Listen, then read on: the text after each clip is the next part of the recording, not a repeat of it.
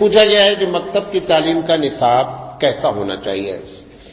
دیکھیں، مکتب کی تعلیم میں نصاب کچھ بھی ہو، پڑھانے والے صحیح ہونا چاہیے. سب سے پہلے اگر نصاب بھی اچھا ہو اور پڑھانے والے بھی اچھا ہو تب سونے پر سہاگا ہے. اگر پڑھانے والا اچھا نہ ہو، نصاب اچھا ہے تو بھی اچھا ہو جائے گا. لیکن اگر نصاب بھی خراب ہے اور پڑھانے والے بھی ویسے ہی ہیں تب جو ہو رہا ہے وہی ہوگا. تو نصاب ہونا کیسے چاہیے؟ 3 باتیں ہونی چاہیے. سب سے پہلی چیز یہ ہے کہ بچے کا عقیدہ صحیح کیا جائے، اور عقیدے سے مراد شرک کی مثال دے کر کے سمجھایا جائے. جس علاقے میں مکتب پڑھایا جا رہا ہے کہ ہمارے علاقے میں شرک کیا کیا. شرک بری چیز ہے سب بولتے ہیں، ہے کیا شرک؟ یہ تو بتاؤ یار. شرک کی کتنی قسمیں ہیں؟ آخر ابو طالب یا عبد المطلب یا ابو جہل یا ابو لہب یہ سب اللہ کو مانتے تھے. کوئی ایسا نہیں جس میں اللہ کو ماننے والا نہیں ہو. ابو جہل نے کیا کہا تھا؟ بیت اللہ کا خلاف پکڑ کے جا کر دعا کیا تھا کہ اللہ آج بدر کا دن ہے. اللہ سے بول رہا ہے، کسی سے نہیں بولا. سارے بت وہاں بیٹھے تھے، کسی کو لفٹ نہیں دیا. جا کر سیدھے بیت اللہ کا خلاف پکڑ کے بولا کہ اللہ آج حق جو ہوگا اس کو جتا دیجیے گا، جو باطل ہوگا اس کو ہرا دیجیے گا. اسی کی دعا قبول ہو گئی. حضور حق تھے، جیت گئے. حضور کی دعا اپنی جگہ قبول ہوئی لیکن ان کی بھی قبول ہوئی ہے. اور اللہ سے چونکہ کہا تھا تو اللہ نے قبول کر لیا. حق جو تھا وہ جیت گیا. عبد المطلب نے کیا کہا تھا؟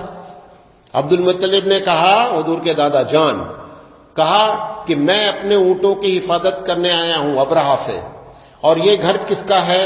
اللہ کا ہے. اللہ اپنے گھر کی حفاظت کرے گا. جب عبد المطلب سرنڈر ہو گئے تو اللہ نے کہا ٹھیک ہے، میرا گھر ہے. تو اللہ کو نہیں مانتے تو جا کے بولے کیوں یہ بات؟ اس کے باوجود کہا جا رہا ہے نمبر 1 کے مشرک ہیں، نمبر 1 کے کافر ہیں. تو سوال یہ ہے کہ کیا ایسی چیز تھی؟ تو یہ بتایا جائے کہ شرک کیا ہوتا ہے. پہلی چیز نصاب میں شرک کے بارے میں ہو، بدعت کے بارے میں ہو. اسلام دین فطرت ہے، اس کے بارے میں بات بتائی جائے. اسلام دین عقل ہے. اور یہ چھوٹے بچوں کو سمجھانا ایک دم آسان زبان میں سمجھانا ہے. میں ایک چھوٹی سی مثال دے کر سمجھاتا ہوں. میرے گھر کے سامنے ایک ہندو کا گھر ہے، ایک مسلمان کا گھر ہے. گھر تو بہت سارے ہیں، بس مثال دے رہا ہوں. دونوں پہ کدو ٹنگا ہوا ہے. کدو جانتے ہیں نا، گول سا کدو جو ہوتا ہے جس کا پیٹھا بنتا ہے. یوپی والے پیٹھا بناتے ہیں اسے. تو وہ بچی چھوٹی سی تھی، نئے آئے تھے. تو پوچھنے لگی ابو آپ کدو کب ٹانگیں گے؟ وہ دیکھ رہی ہے کہ بابا بھی ٹانگ رکھا ہے اور چاچا بھی ٹانگ رکھا ہے، ہمارا گھر بغیر کدو کے ہے. اچھا، اب میرے لیے ایک بڑا چیلنج ہو گیا کہ بچی کے کفر سے، جب کفر کے ساتھ ہم رہتے ہیں تو کفر کے اثرات سے آپ اپنے آپ کو بچا تھوڑے سکتے ہیں. ایسے اثرات مرتب ہوتے ہیں. وہی بچانا اصل دین ہے اس وقت. تو اب میرے لیے بڑا مسئلہ ہو گیا کہ اب اس کو قرآن کی دلیل دے کہ حدیث کی دلیل دے. تو مولانا صاحب کی جو ہے نا وہ ساری بدھی فیل ہو گئی. پھر میں نے کہا اچھا بیٹا ایک بات بتاؤ کہ یہ جو چاچا ہیں یہ نماز پڑھنے آتے ہیں؟ کہا نہیں، یہ کیوں نماز پڑھیں گے؟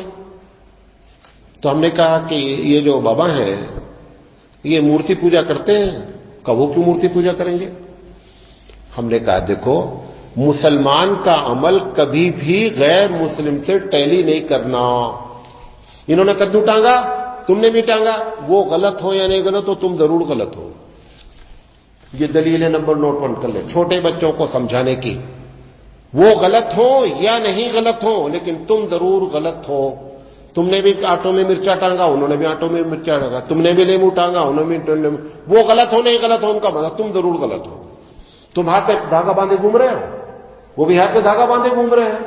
وہ غلط ہونے غلط، تم ضرور غلط ہو. یہ دلیل نمبر 1 ہوتی ہے. کیوں؟ مسلمان کا عقیدہ اور مسلمان کے عبادت کا طریقہ کبھی بھی کسی غیر سے ٹیلی نہیں کر سکتا. یہی وجہ ہے کہ اللہ کے رسول صلی اللہ علیہ وسلم نے فرمایا آنکھ بند کر کے نماز نہ پڑھو. جبکہ آنکھ بند کرنے سے زیادہ نماز میں دل لگنے کے چانس. منع کیوں کیا گیا؟ کیا اس میں نقصان تھا اگر ہم آنکھ بند کر لیے؟ نقصان یہ تھا کہ کہ ساری قومیں عبادت کے وقت آنکھ بند کرتی ہیں، ہماری امت کی عبادت کا طریقہ ان سے میل نہیں کھانا، اس لیے منع کر دیا گیا کہ آپ آنکھ بند کر کے نماز نہیں پڑھیں۔ بات میری سمجھے؟ پچھلے جمعہ کو ایک سوال آیا تھا اور شاید وہ جواب چھوٹ گیا تھا کہ مولانا صاحب نمازی کے آگے سے گزرنا منع کیوں؟ بھئی آپ نماز پڑھ رہے میں گزر گیا تو ایک مسلک تو یہ ہے کہ ایک دم سامنے سے نہیں گزرنا چاہیے۔ جس نے احتیاط کی انہوں نے کہا جہاں تک نگاہ جائے، ایسے نہیں، ایسے تو تم 5 میل دیکھ لو گے، سجدے میں جہاں نگاہ رکھی جائے اس کے بعد جتنی دور تک نظر آتا ہے نہیں گزرنا چاہیے۔ حدیث میں ہے کہ اگر کوئی گزر رہا ہے تو آپ کیا کر دیجئے، ہاتھ کھڑا کر دیجئے، لیکن وہاں کرنا پتہ چلا لڑائی ہو جائے گی، معلوم ہونا مسئلہ تب کھڑا کرنا ہاتھ۔ وجہ کیا ہے؟ ایک تو نماز کا احترام ہے، دوسری وجہ کیا ہے؟ 2 جگہ تجلی الہی ہوتی ہے، غور سے سن لیجئے، 2 جگہ تجلی الہی ہوتی ہے، ایک بیت اللہ پر ہر وقت 24 گھنٹے، جہاں پر بندہ سجدہ کرتا ہے یہاں پر تجلی الہی ہوتی ہے۔ دلیل دے رہا ہوں، حدیث میں کیا آتا ہے کہ اگر ایسی جگہ نماز پڑھی جا رہی ہے کہ جہاں پہ کنکر پتھر ہے، گردہ ہے، تو آپ نماز سے پہلے جھاڑ لو۔ اگر نماز شروع کر دیا ہے نا تو اب نہیں جھاڑو، کیونکہ اگر جھاڑنے کا مطلب یہ ہے کہ وہاں پر تجلی الہی کو جھاڑا جا رہا ہے، اس لیے منع کیا گیا۔ حضرت تھانوی نے پوری علت بیان فرمائی۔ تو جو گزرتا ہے نا وہ کہاں سے گزر رہا ہے، وہ تجلی الہی کا اس نے خیال نہیں کیا، اس لیے منع کیا گیا۔ یہ پچھلے ہفتے کا سوال تھا جو رہ گیا تھا۔ پوچھا گیا مولانا صاحب، ایک صاحب نے پوچھا ہے کہ وضو کرتے وقت اگر کوئی آدمی کلمہ پڑھے تو اللہ تعالیٰ ایک فرشتے کو متعین کر دیتا ہے اور ہر قطرے پر ایک فرشتہ متعین ہوتا ہے، مطلب اگر وضو کرنے میں 1,00,000 قطرے گرے تو 1,00,000 فرشتہ متعین ہو گیا جو قیامت تک اس کے لیے کلمہ پڑھتا رہتا ہے اور اس کے لیے اس کا ثواب جاتا رہتا ہے۔ ایسی کوئی حدیث نہیں ہے، کوئی ایسی صحیح حدیث موجود نہیں ہے۔ پوچھا گیا عقیدہ تثلیث کی وضاحت کریں، عیسائیوں کے کتنے فرقے ہیں اور ان کے درمیان میں کیا اختلاف ہے؟ اتنی معلومات تو مجھے نہیں ہے۔ عقیدہ تثلیث کا مطلب ہوتا ہے 3 کو خدا ماننا۔ کتنے کو خدا ماننا؟ 3 کو، عیسیٰ علیہ السلام، مریم علیہ السلام اور جبریل۔ یہ تینوں کا ملا کر اسی لیے ایسے ایسے ایسے وہ کرتے ہیں، یہ 3 خدا مانتے، اسی کا نام قرآن میں بھی ذکر ہے کہ تثلیث کے قائل ہیں، زیادہ تر اس پر اتفاق ہے۔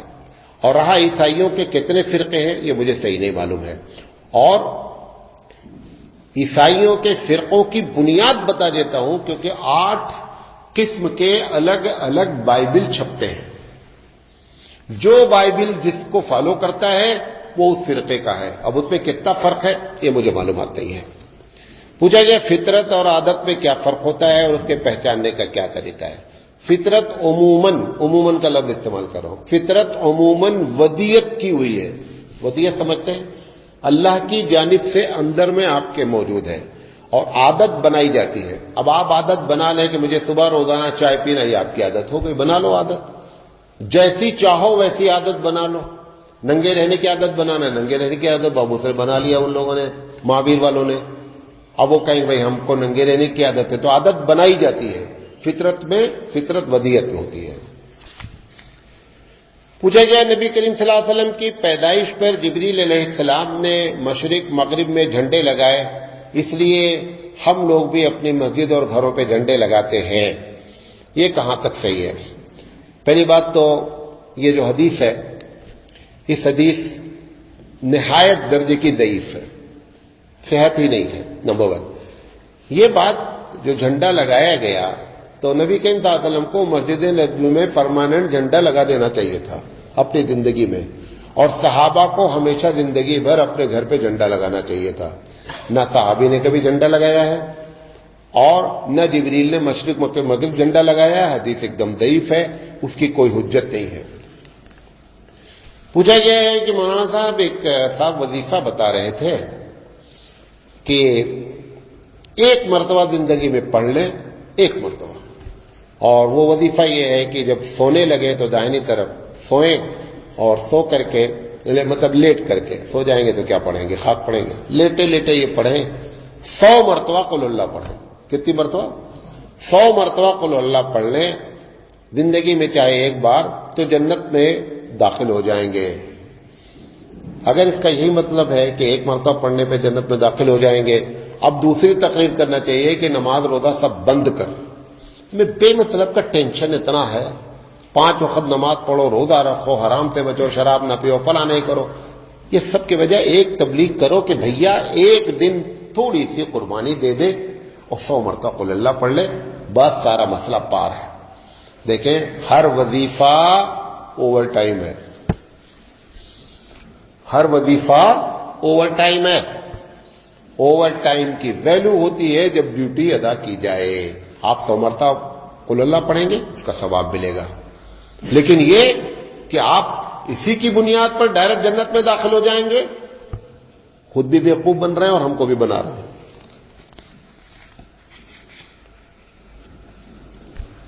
پوچھا گیا مولانا آپ کی سوسائٹی میں کون کون سے کام ہوتے ہیں، مثال کے طور پر بتائیے. ہماری سوسائٹی بہت سے کام کرتی ہے. ہاسپٹل چلاتی ہے، غریبوں کے لیے آپریشن کرتی ہے، غریبوں کے لیے اسکول چلاتی ہے 12ویں تک. سینکڑوں لوگوں کو ہر مہینہ غلہ دیا جاتا ہے فری میں. شادی بیاہ کے موقع پر مدد کی جاتی ہے، بیواؤں کی اسکالرشپ دی جاتی ہے، یتیم بچوں کی کفالت کی جاتی ہے. جو بچے ہائر تعلیم حاصل کرتے ہیں، اگر ان کے پاس فیس کا انتظام نہیں ہوتا ہے تو ہماری سوسائٹی اس کا فیس کا انتظام کرتی ہے. ایسے بہت سارے کام ہیں، رفاہی سارے کام کرتے ہیں. پوچھا گیا اگر کوئی شخص اس طرح کی سوسائٹی چلانا چاہے تو اس کی ترتیب کیا ہو سکتی ہے؟ سوسائٹی رجسٹرڈ کرا لے اور ایک چیز یہ سوچ لے کہ نیکی کرنا کیوں چاہتے ہیں. یہ پہلا سوال ہے. جو آدمی بھی فلاح عام کا کام کرنا چاہتا ہے، پہلے خود سے فتویٰ لے، مولانا سے نہیں، خود سے فتویٰ لے کہ میں یہ کام کیوں کرنا چاہتا ہوں. شہرت کے لیے، اپنی جیب کے لیے، اپنی پرابلم حل کرنے کے لیے؟ اگر یہ کوئی بھی جواب آپ کے دل میں آ رہا ہے تو خدا کے واسطے نیکی کر کے گناہ نہ کرو، نیکی کر کے گناہ. اگر جواب آوے کہ صرف اور صرف اللہ کی رضا کے لیے ہے تو آپ کل سے کام شروع کر دیجیے. مولانا صاحب آپ تو مالدار آدمی ہیں اور صاحب علم بھی ہیں، آپ کا دوسری شادی کے بارے میں کیا خیال؟ آپ کریں تو آپ انصاف کر کے مثال قائم کر سکتے ہیں. سب سے پہلی بات، نہ میں مالدار ہوں اور نہ بہت صاحب علم ہوں. اور رہا انصاف تو تب معلوم ہوگا جب شادی کریں گے. ابھی تو کیسے معلوم ہو گیا؟ اچھا یہ کیسے معلوم ہم پہلی کے ساتھ انصاف کر رہے ہیں؟ بھائی جن صاحب نے پوچھا ہے ان کو یہ کیسے معلوم ہم پہلی کے ساتھ انصاف کر رہے ہیں؟ اچھا دوسری بات کیا ہے، جو کرنے والے ہوتے ہیں نا وہ گرجتے نہیں. ایک بادل آتا ہے، گڑ گڑ گڑ گڑ گڑ گڑ، برسے گا نہیں، ڈرا کے چلا جائے گا. جو برسنے والے ہوتے ہیں آتے ہیں ایک دم سن رہتا ہے اور خوب بارش ہوتی ہے. تو جو کرنے والے ہیں نا وہ اعلان نہیں کرتے ہیں. یہ جتنا لوگ بولتے رہتے ہیں ہم جیسے لوگ نا دوسری شادی، اس کا مطلب ہے سب سے زیادہ ڈرپوک لوگ ہیں. اپنی ڈر کو چھپانے کے لیے جو ہے نا اس طریقے سے باتیں کرتے ہیں. بہرحال جو ہے دوسری شادی کی ترغیب، اب علمی بات کر رہا ہوں، دوسری شادی کی ترغیب شریعت نے کبھی نہیں دلائی. اس کو نوٹ کر لیں. دوسری شادی ضرورت ہے، ضرورت الگ ہے، ترغیب الگ ہے. ترغیب کبھی نہیں دلائی شریعت نے کہ آپ دوسری تیسری چوتھی کریں. ضرورت ہے کسی کو کر لے. جب ترغیب دلائی جاتی ہے نا تب جا کر کے اس کام میں کرنے میں کیا ہوتا ہے، آدمی کو دلچسپی ہوتی ہے. پوچھا جائے کوئی ایسی حدیث ہے جس میں نبی کریم صلی اللہ علیہ وسلم فرماتے ہیں کہ جنت کے دروازے پہ میں کھڑا ہوں اور دیکھ رہا ہوں کہ مسکین جنت میں پہلے داخل ہو رہے ہیں جبکہ مالدار کھڑے ہیں. پھر جہنم کے دروازے پر کھڑے ہو کر کے دیکھا، یہ جنت والا دیکھا تو اس میں عام طور پر داخل ہونے والی عورتیں ہیں. کیا ایسا حدیث میں ہے؟ یہ حدیث بخاری اور مسلم میں ہے. یہ حدیث بخاری اور مسلم میں ہے. تو اس میں سوال کیا گیا ہے ایسا کیوں؟ وہ کیوں کی وجہ ایک ایک بتا دیتے ہیں. جتنی بدعتیں ایجاد ہوتی ہیں اللہ جھوٹ نہیں بلائے. 90% اس کی موجد کون ہے؟ عورتیں ہیں. نمبر 1. جتنی قبریں آباد ہیں اس میں سے 80 سے 85% کون ہیں؟ عورتیں ہیں. بازار کی رونق کون ہے؟ عورتیں ہیں. ہر غلط کام میں عورت ہے. اس لیے اللہ کے رسول فرما رہے ہیں کہ میں نے تم کو دیکھا کہ تم وہاں زیادہ ہو. زیادہ عورتوں کو زیادہ الرٹ رہنا چاہیے، بہت زیادہ ہوشیار رہنے کی ضرورت ہے. پھر پوچھا گیا مولانا صاحب آپ کے گاؤں میں جو مدرسہ ہے وہ اب تک شروع کیوں نہیں ہوا؟ پیسہ نہیں بھائی صاحب. مسجد بھی نہیں مکمل ہو پا رہی ہے، مدرسہ بھی نہیں ہو رہا ہے، پیسہ نہیں ہے. پیسہ ہو تو ابھی کل شروع کر دیں. جن کے پاس پیسہ ہے ان کے پاس کام نہیں ہے. ایسے بھی لوگ ہیں، آپ کو بتا دیں، میں ایسے ادارے کو جانتا ہوں کہ 5 سال سے زکوٰۃ ان کے پاس لوگوں نے دے رکھی ہے اور خرچہ نہیں ہو پایا ہے. اور صدقے کے بکرے اتنے آ گئے ہیں کہ کسائی کو دے دیا انہوں نے، اور دے کر کے کسائی سے طے کر لیا ہے کہ بکرا تم کھا لو، اور جتنا کلو گوشت نکلے ہم کو جب ضرورت ہو دو تو 3-4 کنٹل گوشت ان کے اوپر ہے. کس کے اوپر؟ کسائی کے اوپر. اور جن کو ضرورت ہے ان کے پاس پیسے نہیں ہیں. بہرحال دعا کریں کہ اللہ تعالیٰ کوئی سبیل پیدا کر دے. پوچھا گیا خسر کو زکوٰۃ دے سکتے کہ نہیں؟ خسر سمجھتے ہیں؟ سسر کو. سسر کو جب مہذب انداز سے بولتے تو کیا بولتے ہیں؟ خسر بولتے ہیں، کیونکہ ناراض بہت جلدی ہوتے ہیں نا وہ لوگ، تو اس لیے ان کو ایسا بولتے ہیں. خسر کو زکوٰۃ دی جا سکتی ہے. پوچھا یہ ہے کہ امت کے 73 فرقے ہوں گے، یہ حدیث ہے؟ یہ حدیث ہے. 73 فرقے ہوں گے. مسند احمد کی حدیث ہے، ابن ماجہ میں حدیث ہے، غالباً ترمذی میں بھی بہت سی جگہ پر حدیث ہے. ایک صاحب نے پوچھا ہے کہ لا صلاۃ لمن لم یقرأ بفاتحۃ الکتاب فصاعدا کا کیا ترجمہ ہے؟ ایک حدیث میں ہے کہ اس شخص کی نماز نہیں ہوئی جسے سورہ فاتحہ نہیں پڑھی. دوسری حدیث پہ کیا ہے؟ اس شخص کی نماز نہیں ہوئی جس نے سورہ فاتحہ نہیں پڑھی اور سورت نہیں پڑھی. یہ بھی حدیث کیا ہے؟ ایک دم صحیح ہے. اس پر کسی کا عمل نہیں ہے سوائے شیعہ کے.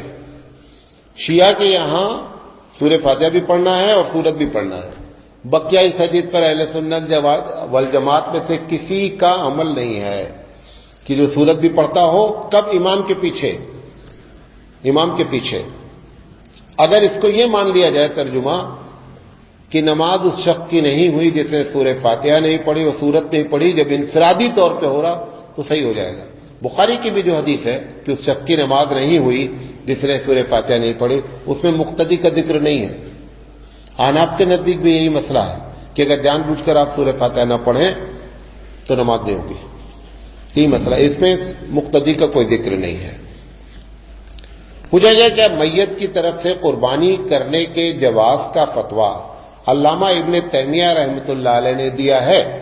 اس کی تحقیق مجموعۃ الفتاوی جو علامہ ابن تیمیہ رحمۃ اللہ علیہ کا فتاوی ہے، جلد نمبر 26 صفحہ نمبر 127 فتویٰ نمبر 306. اور یہ مطبوعہ جو ہے یہ عربی جو سعودی سے چھپا ہے اس کا ہے. اس میں لکھا ہوا ہے کہ میت کی طرف سے قربانی دینا جائز ہے. یہ علامہ ابن تیمیہ رحمۃ اللہ علیہ کا فتویٰ ہے، گرچہ علامہ ابن تیمیہ رحمۃ اللہ علیہ خود اہل حدیث ہے. پوچھا گیا جس کسی کا انتقال ہو جائے تو اس کی فوٹو رکھنا کیسا ہے؟ فوٹو کیوں رکھ رہے ہیں؟ وجہ معلوم ہونا چاہیے نا، کیوں رکھ رہے ہیں؟ پوچھا گیا مشدنی سے کیسے بچیں؟ 2 لوگ مشدنی کرتے ہیں، ایک شادی شدہ لوگ اور بیوی کے بغیر رہتے ہیں. جتنے عرب میں رہتے ہیں 99% مشدنی پر ہی رہ رہے ہیں. اللہ جھوٹ نہیں بلائے، مسجد میں بیٹھے ہیں، اگر جھوٹ ہو تو معاف کر دے. بے زیادہ فیصد کم ہوگا. یہ جو لوگ جا کر کے بیوی چھوڑ کر کے رہ رہے ہیں بغیر مشدنی کے رہ ہی نہیں سکتے. سیدھی سی بات ہے، سب گناہ کر رہے ہیں، سب گناہ کر رہے ہیں. اور یہ جو مشدنی کا معاملہ ہے، بچنے کا، ہر گناہ سے بچنے کا کیا طریقہ ہے؟ مولانا تھانی رحمۃ اللہ علیہ فرماتے ہیں جس میں سبب موجود ہوتا ہے اس گناہ میں دعا کام نہیں کرتی. نہیں سمجھے؟ بس آپ بولے مولانا میرے لیے دعا کرو کہ میں اس گناہ سے بچ جاؤں، اور گناہ سے بچنے کا طریقہ کس کے ہاتھ میں ہے؟ آپ کے ہاتھ میں ہے. تو مولانا کی دعا نہیں کام کرے گی. جیسے مثال دیتا ہوں، بچہ پیدا ہوتا ہے میاں بیوی کے ملنے پر. آپ مولانا کو بہت بڑا بزرگ سمجھ رہے ہیں, آپ کہہ رہے ہیں مولانا دعا کریے کہ ہمارے بچہ ہو جائے, لیکن ہم کو شادی نہیں کرنا ہے. مولانا کتنی تگڑی دعا کر دیں گے بھائی, ہمیں دعا کا بھی ایک پاور ہوتا ہے یار, ایسی دعا نہیں کراؤ بھائی. لہذا اس میں آدمی ارادہ کرے, روزہ رکھے, یہ سب کام ہے. پوچھا گیا شک کی بیماری سے کیسے بچے. یہ بہت دعا کرتے رہنا چاہیے, یہ بیماری بہت خطرناک ہے. اسلام نے اس بیماری سے بچنے کا جو طریقہ بتایا وہ آپ کو بتا دے رہا ہوں. آج صبح ہی بات ہو رہی تھی, پالیسی بتا رہا ہوں. ہر جگہ پاک ہے, ہر جگہ پاک ہے. ناپاکی والے کو دلیل دینا ہے. آپ کیا کر رہے ہیں, ہو سکتا ہے, ہو سکتا ہے. یہ ہو سکتے نے شک پیدا کیا ہے. اسلام نے پالیسی کیا بتائی تھی, تم یہ مان لو کہ یہ پاک ہے, جو بولے کہ ناپاک ہے وہ دلیل پیش کرے. اسلام نے یہ طریقہ بتایا تھا. اور سب سے پہلے شک کی بیماری کسے پیدا ہوتی ہے, پاکی اور ناپاکی میں. بعض لوگ واشنگ مشین کو پہلے غسل دیتے ہیں, پھر کپڑا ڈالتے ہیں, پھر دوبارہ جب کپڑا دھلتے پھر واشنگ مشین کو غسل دیتے ہیں. جتنے پانی سے خود نہاتے ہیں اس سے زیادہ غسل خانے کو نہلاتے ہیں, اور پھر بولتے بل زیادہ آ رہی ہے. میں بولا بھائی دو آدمی جب نہائیں گے تو بل زیادہ آئے گی نا. پہلے سے آپ طے کر. ابھی صبح ہی بات ہو رہی تھی, کہہ رہے تھے کہ ہم وہ ٹرین میں آپ کیسے نماز پڑھتے ہیں. میں نے ایسے بات ہو رہی تھی, میں نے تحدیث نعمت کے طور پہ کہا. انہوں نے کہا مولانا صاحب نماز کی پابندی نہیں ہو پاتی, آپ کی طرح کرتے ہیں. میں نے کہا مجھے بتانا نہیں, یہ بتا دے رہا ہوں, آپ کو بتا دے رہا ہوں. میں نے ایک مرتبہ طے کر لیا کہ آج سے نماز نہیں چھوڑیں گے. مارچ 1980, کتنے دن ہو گئے, 43 سال ہو گئے. اللہ کا فضل ہے ایک نماز نہیں چھوٹی ہے. تو انہوں نے کہا ٹرین میں چلتے ہیں تو وہاں وہ گندا ہوتا ہے. ہم نے کہا گندگی جب نظر آتی ہے تو اس کو پہلے گندگی دور دھل دیتے ہیں.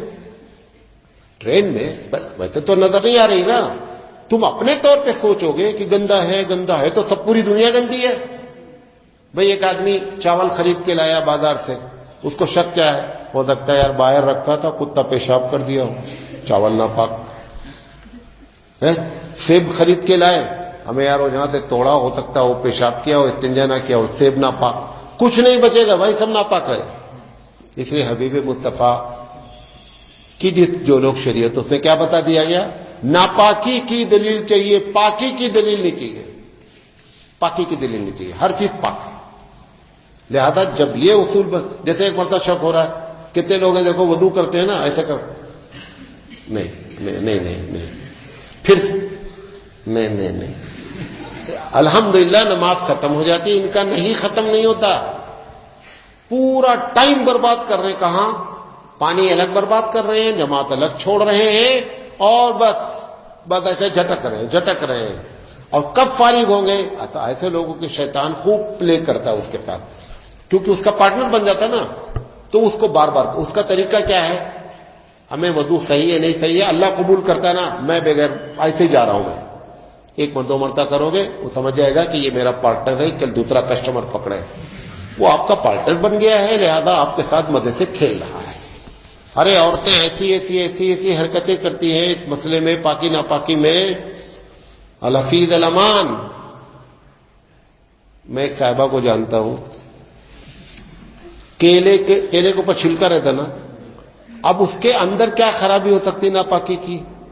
ہمیں یار وہ چھلکا ہے نا, چھلکا نکال دیا, اس کے بعد اس کو چمچ سے کھرچ رہی ہے, پاک بنا رہی ہے. کرتے چاروں طرف سے جب کیلا چھیل دیا تو بیچ میں اتنا پتلا بچا. اس کے کھانے میں بھی تردد ہے کہ معلوم نہیں پاک ہے کہ ناپاک ہے. ایسی بیماری خدا کے واسطے نہیں پیدا کرو. ایک صاحب ہمارے پاس ہے, اتنا سوال ہے, 1 سال تک میں ہم نے کہا اب بھائی تمہاری پاکی کوئی دور نہیں کر سکتا سوائے جبریل امین کے, اور وہ آتے نہیں آج کل, میں نہیں بتا سکتا. اب تم مجھ سے پاکی کا مسئلہ نہیں پوچھنا. مولانا آپ جا رہے تھے, وہ 5 میٹر پہ گائے تھی, وہاں سے پیشاب کر دیا. ابے کرنے دے پیشاب, یار پیشاب کرے گی تو جا ادھر اپنا, ایسے شک نہیں پیدا کریں، خدا کے واسطے بہت بری بیماری ہے، اور اس کا علاج حکیم لقمان کے پاس بھی نہیں ہے، یہ بھی بتا دیں آپ کو، شک کا علاج کسی کے پاس نہیں ہے۔ پوچھا گیا میاں بیوی دونوں ملازمت کرتے ہیں تو ایسی شکل میں شوہر کی حیثیت کیا ہے؟ شوہر ہر حال میں شوہر ہے، یہ بہت بڑی بیماری ہو جاتی ہے۔ میاں بیوی دونوں کام کرتے ہیں تو بیوی کیا سمجھنے لگتی ہے؟ بیوی جیسے ہی بیوی عرف شوہر بنی، 36 کا آنکڑا شروع، بھئی بیوی بیوی رہے، شوہر شوہر رہے، کما رہا ہے نہیں کما رہا ہے، اس سے اس کی اوبیڈینسی میں، اطاعت میں، فرما برداری میں، اس کے درجے میں ذرہ برابر کے شرعی لحاظ سے کمی نہیں ہے۔ یہ قطعی نہیں سوچنا چاہیے کہ میں زیادہ کما رہی ہوں یا شوہر کام ہی نہیں کر رہا ہے، میں ہی کر رہی ہوں۔ شوہر کا درجہ اللہ نے متعین کیا ہے، اور اس کی ذمہ داری ہے کہ تمہاری دیکھ بھال کرے، لیکن اس کا یہ مطلب نہیں کہ تم اگر کما رہی ہو تو اس کو نیچی یا گری نگاہ سے دیکھو۔ پوچھا گیا مسجد میں محراب کو محراب کیوں کہتے ہیں جبکہ اس کا مادہ حرب ہے؟ نہیں سمجھے بات؟ محراب جانتے ہیں نا، جہاں امام صاحب کھڑے ہوتے ہیں، محراب کا جو مادہ ہے عربی زبان میں وہ کیا ہے؟ حرب ہے، ہا را با، اور حرب کے معنی ہوتے لڑائی کے۔ اس کا نام محراب کیوں رکھا گیا؟ اس پہ بڑے بڑے بڑے فلسفے ہیں۔ ایک فلسفہ جو میرا ہے وہ بتا دے رہا ہوں، باقی اور دوسرے بھی بہت سے فلسفے ہوں گے۔ یہ جو مسجد ہے نا، یہ تم نے کیا کیا ہے کہ صرف مسجد میں نماز پڑھنے کی جگہ بنا دی۔ حبیب مصطفیٰ کے زمانے میں کیا ہوتا تھا؟ مہمان آتے تھے، مسجد میں بیٹھتے تھے۔ ایک وجہ یہ بھی تھی کہ مہمان خانے بھی نہیں تھے سرکاری طور پر، لیکن گھر کے بجائے کہاں روکا جاتا تھا؟ مسجد میں۔ کافر آتے تھے، وہ فود لے کر کے اسلام قبول کرنے، کچھ کرتے تھے، کچھ چلے جاتے تھے، کہاں لایا جاتا تھا؟ مسجد میں۔ فیصلے کہاں ہوتے تھے؟ قاضی صاحب کہاں بیٹھتے تھے؟ مسجد میں۔ عورتیں نماز پڑھتی کہاں تھی؟ مسجد میں۔ جنگ کی جو تیاری کی جاتی تھی، جنگ کے بارے میں جو بتایا جاتا تھا، کیا کہ ادھر میمنہ ہوگا، ادھر میسرہ ہوگا، ادھر قلب ہوگا، ادھر خطرہ ہو سکتا ہے، لوکیشن لائی جاتی تھی، وہ وہاں سے جہاں سے کھڑے ہو کر بتاتے تھے۔ وہ محراب بیچ کا حصہ ہوتا ہے نا، تو دونوں طرف پبلک ہے، تو بیچ میں کھڑے ہو کر کے بتاتے تھے، اس کا نام ہی پڑ گیا محراب۔ یہ میری تحقیق ہے، واللہ اعلم بالصواب، مجھے صحیح نہیں معلوم ہے، لیکن حرب کے معنی لڑائی کے ہیں۔ تو میں یہ سمجھتا ہوں اس کو زندہ رکھا گیا اس لفظ کو، تاکہ دنیا والوں کو معلوم ہو کہ مسجد صرف سجدے کی جگہ نہیں ہے، مسجد سب کچھ مسلمانوں کے، تعلیم بھی یہیں سے ہونی چاہیے، سب کچھ یہاں سے ہونا چاہیے، تزکیہ، تربیت، سب کچھ مسجد سے ہونا چاہیے۔ مسجد بند کرنے کے لیے نہیں ہوتی، مسجد 24 گھنٹہ کھلی رہنی چاہیے، یہ مسجد کا رول ہے۔ پوچھا گیا مسجد میں دنیاوی باتیں کرنا کیسا ہے؟ وہ جو پوچھا اسے خود معلوم ہے دنیاوی باتیں کرنا منع ہے۔ علمی گفتگو کرنا کیسا ہے؟ علمی گفتگو کی جا سکتی ہے۔ پوچھا گیا نکاح کی نیت سے لڑکی کو دیکھنا کیسا ہے؟ اگر یہ پکا ہو گیا ہے، سارے طرف سے طے ہو گیا ہے کہ بھئی لڑکی ٹھیک ہے، فلاں ہے، تو آخری مرتبہ میں جا کر کے کیا کر دے؟ کون دیکھ لے؟ لڑکا۔ اس کو نہیں دکھاتے، بقیہ سب دیکھتے ہیں۔ ایسی کھوپڑی ہم لوگوں کی ہے، امی دیکھیں گے، چاچا دیکھیں گے، ماموں دیکھیں گے، جس کو دیکھنا ہے، جس کے ساتھ رہنا، اس کو نہیں دکھاتے۔ الٹا کام، ہمیں کسی کو نہ دکھاؤ، اس کو دکھا دو جس کے ساتھ جس کو رہنا ہے، سمجھے نہیں؟ اس کو نہیں دکھاتے۔ اللہ کے رسول نے کیا فرمایا؟ وہ صاحب نے کہا کہ میری سیدی سے کہ میری شادی فلاں قبیلے میں طے ہوئی ہے، تو اللہ کے رسول نے فرمایا کہ یار اس کو دیکھ لینا۔ یہ نہیں کہا کہ چاچا، پاپو، پھپھا، ماموں سب کو بھیجو، کسی کو نہیں۔ لڑکی دیکھنا سنت ہے، دکھانا سنت نہیں، اس جملوں کو بھی نوٹ کر لیں۔ لڑکی دیکھنا سنت ہے، دکھانا سنت نہیں ہے۔ یہ جو ہم لوگوں نے چلایا کہ اب لڑکی دیکھنے آ رہے ہیں، 20 آدمی لد کر کے کھائیں گے، پیئیں گے، اڑائیں گے، اور آخر میں کیا بول دیں گے؟ شادی نہیں کرنے گئے۔ کہ آپ اندازہ کریں اس لڑکی کے دل پہ کیا گزرتی ہے جس کو 20 آدمی دیکھیں اور پھر یہ جملہ بول دے کہ مجھے نہیں شادی کرنی۔ ایسے 2 مرتبہ 3 مرتبہ اس کو ایسا مطلب لگتا آلو گاجر ہو گیا کہ ہم کو پسند ہے، پسند ہے، نہیں پسند ہے۔ بھئی آپ دیکھنا ہی لڑکی کو ہے نا، بہت سے طریقے لڑکی کو دکھانا سنت نہیں ہے۔ پھر کہہ رہا ہوں میں، دیکھنا کیسے طریقہ دیکھنے کا ہے؟ بھئی لڑکی کالج جا رہی ہے، آپ دیکھ لو، اس کے لیے اہتمام کرنا سنت نہیں ہے. لڑکی فنکشن میں آئی ہوئی کسی شادی میں، آپ وہاں دیکھ لیجیے، آپ کی امی جا کے دیکھ لیں. اس طریقے سے دیکھنا ہے. وہ جو صحابی دیکھے وہ کیسے دیکھے؟ جن کو اللہ کے رسول نے کہا وہ لڑکی کنویں پہ پانی بھرنے آتی تھی، تو وہاں دیکھ لیا انہوں نے، ختم ہو گئی بات. ان کے گھر ایسے آپ دیکھیں گے تو لڑکی نہیں پسند آئی نہ شادی کرو، اس کو پتہ بھی نہیں چلے گا کہ میں دیکھ لی گئی ہوں. لیکن اہتمام کر کے سب کچھ بٹھانا اور اس کے بعد انکار کر دینا، یہ لڑکی کے اوپر زیادتی ہے، اور عورت ذات کے ساتھ زیادتی ہے. ایک دم غلط طریقہ ہے. اور اچھا یہ بھی بتا دیں مزے کی بات، عورتوں پر سب سے زیادہ زیادتی کون کرتا ہے؟ عورت کرتی ہے. وہ کون جا کر کے انکار کرتا ہے؟ عورتیں کرتی ہیں. معلوم آپ کو؟ چلاتی ہیں، سوئی میں دھاگا ڈلاتی ہیں. بہنی ذرا بال کھولو، بال دیکھے گی. کون؟ یہ سب عورتیں کرتی ہیں. عورت کو تو کم سے کم عورت کا احترام کرنا چاہیے یار. عورت جب عورت کا احترام نہیں کرے گی تو مرد کے بیچارے کو بے مطلب کہہ رہے ہو کہ مرد ظلم کرتا ہے. سب سے زیادہ عورت پر عورت ظلم کرتی ہے. اس طرح سے ظلم کرتی. شوکن شوہر ہے، شادی شدہ ہے، اس کو دوسری عورت اس کے شوہر کو لائن مار دیتی ہے. اپنے بہن کے اوپر ظلم کیا کہ نہیں اس نے کیا؟ عورت ظلم کرتی. ساس بہو کی زیادہ لڑائی ہوتی ہے یا سسر کی اور بہو کی لڑائی ہوتی ہے؟ ساس بہو کی ہوتی ہے. ننند بھابھی کی زیادہ لڑائی ہوتی ہے، دیورانی جٹھانی کی لڑائی، سب میں عورت پر ظلم کرتی ہے.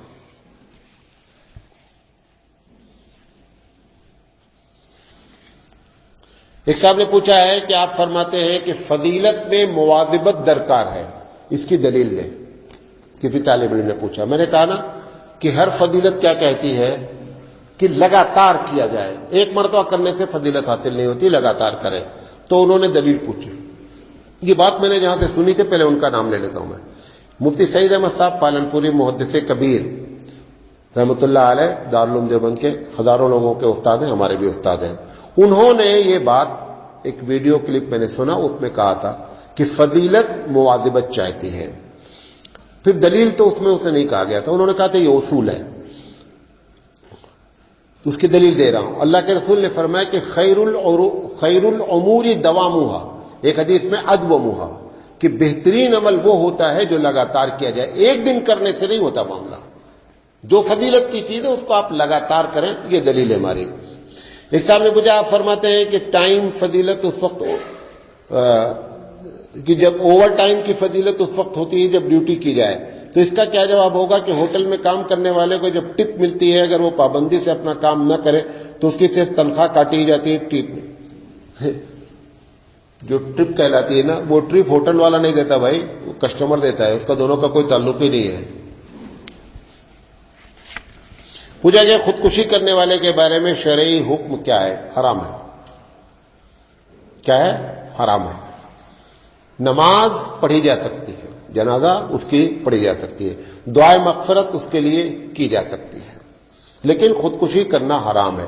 اور یہ بھی نہیں ہے کہ آپ کبھی اللہ اس کو معاف نہیں کرے گا. جو ان کے لوگ زندہ ہیں، جو ان کے رشتہ دار ہیں، ان کو لگاتار ان کے لیے دعا کرتے رہنا چاہیے. اللہ کی ذات سے امید ہے کہ کتب علی نفسہ الرحمہ، اس نے اپنے اوپر لازم کیا ہے کہ میں اپنے بندوں کے ساتھ رحمت کا معاملہ کروں گا. اللہ کی ذات سے امید ہے کہ اللہ تعالیٰ معاف فرما دے.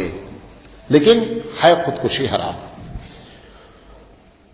پوچھا گیا ہے کہ کیا اپنا پسندیدہ کام کرنے سے اچھا محسوس ہوتا ہے تو یہ تکبر ہے؟ یہ تکبر نہیں ہے. آخری سوال. ایک صاحب نے پوچھا ہے کہ فتویٰ ہے کہ مسجد میں عورت کا نماز پڑھنا مکروہ ہے، تو مسجد نبوی میں آج بھی عورتیں جاتی ہیں، وہاں مکروہ کا فتویٰ کیوں نہیں دیا جاتا؟ بہت اچھا سوال ہے. اس کا جواب کسی کے پاس نہیں ہے جو لوگ مکروہ کا فتویٰ دے رہے ہیں. اور وہ مفتی صاحب کی بیوی بھی جا کے پڑھتی جنہوں نے فتویٰ دیا ہے، مجھے معلوم ہے. مسجد نبوی میں آناف کا فتویٰ کیا ہے؟ آناف کا فتویٰ یہ ہے کہ مسجد میں عورت کا نماز پڑھنا مکروہ ہے.